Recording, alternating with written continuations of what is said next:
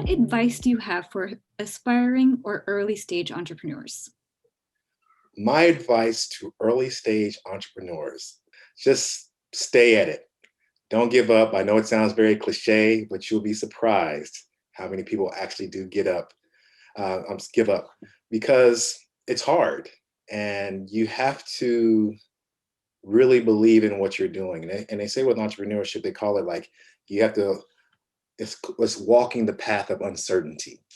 And I always say, like, if you're going to walk that path of uncertainty, be certain about your beliefs and what you want to do. So you can't just walk this path of uncertainty. And uncertainty means like you don't know what's going to happen. You don't know if you're going to have X amount of users, X amount of customers. You don't know if people are going to like it. You don't know anything. So you're uncertain every day. So you have to just stay at it and stay at it and never give up until you have exhausted everything. And then you say, like, if it doesn't work, then you move on to the next thing.